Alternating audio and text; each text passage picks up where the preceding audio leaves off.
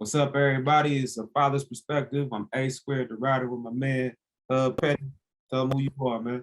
What's going on? I'm Ant Petty. You can find me on Instagram at Hub Petty, also on Twitter at Hub Petty, also owner of Compound Strength and Conditioning. If you're looking to train, you can find us at 3405 High Street. Okay. So last time we sat down and talked, some previous 4 episodes, we talked about parenting styles. It ranged from authoritarian, authoritative, permissive, and uninvolved. And we both agreed, the best one out of all of those was more sort of authoritative, but at times you got to kind of know how to be permissive, uninvolved, and sometimes you got to set that unmoving bar. Like, nah, this is what I say. So based on all that, when you find out you was having your son, what crossed your mind as far as what kind of parent you wanted to be? When I was first having my oldest son and the parenting style I wanted to have, really similar to my pops. My pops was like really cool. He was a great listener, great role model. He worked his 9 to 5. He took care of his family. He didn't really have any type of vices that were too out of control. I mean, he would drink sometimes, but nothing crazy. So I just wanted to be like pops. I mean, I felt like I had one of the greatest examples of how to do it and do it the right way. Never raised his voice at me, barely whooped me. So yeah, I wanted to be like him. Yeah. It was crazy. I wanted to be like my dad as far as my dad was always a hard worker. Like you said, my dad was real, very, very, mild mannered. My grandma used to tell me, she was like, out of all my daughter's husbands, I liked your dad the most. He was always very respectful. So I wanted to be my dad in that regard, but I wanted to be more involved. You know what I'm saying? Like my dad would only come get us on the weekends. And when he did get us, I'm running around with my stepbrother and stuff. It wasn't really a lot of one-on-one time with my dad. So when I found out I was having my son, I was like, man, I'm gonna see my son every day. Right. I had to go to court to fight for all that. Yeah. And me and their mother split up. I told her, hey, I'm taking my sons. Like, you can go leave, but I'm gonna raise them. So that's what I learned. That's what I wanted, the type of father I wanted to be, and I just always wanted to be there. Be hands on and pretty much be what I didn't have. You know what I'm saying? I wanted to be like you said, like yo, dad. I want to be that cool dad. I wanted to be that one that I didn't raise my voice. I wasn't domineering and aggressive and talking down to my. How some dudes curse at their sons. Yeah. I didn't want to be that type, and I've seen the results of that.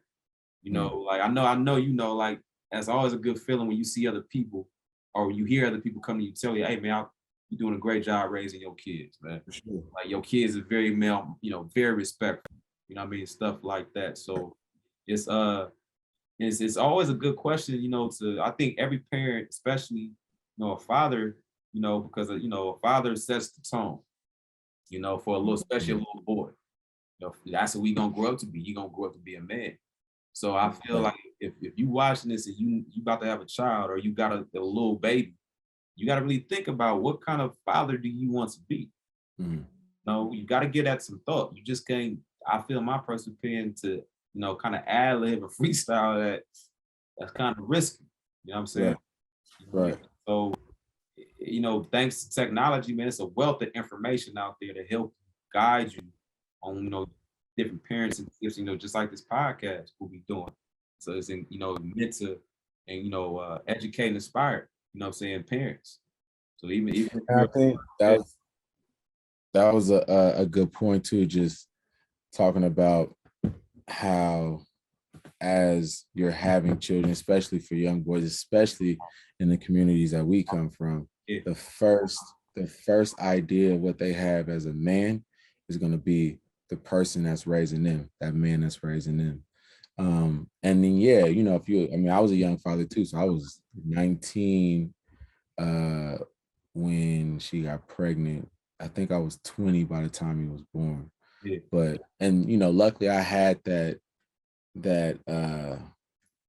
role model, that example of how to do it.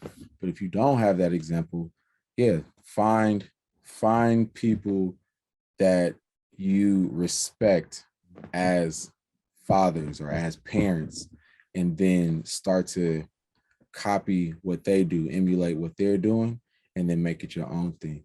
So yeah, I mean, I remember being 19, like I don't know the first thing about being a dad, but I just know that I'll just do what my dad did. You know what I mean? I'll do what my dad did. I'm not gonna really raise my voice.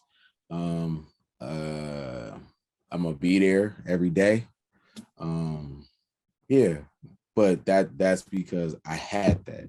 Yeah. So if you don't, if you didn't, or you didn't have the best example, then pull from other sources of stuff that you like. Okay, I like how bro talked to his kids, or I like how bro spend time with his kids, or like how affectionate or whatever it is. You know what I mean? Like pull from those things that you like and then create your own style. Well said, bro. Real well said, for real. So I think that pretty much covers it, man. So, next time we, get together, we're gonna talk about what have you learned, even though, Mm, neither one of our, kids, none of our kids is grown, but I'm pretty sure we've grown as, mm, parents, fathers. mm, So we'll discuss that in the next episode. Of what have you learned from your first child to your last child? Going that spanning over what 10 years of being a parent.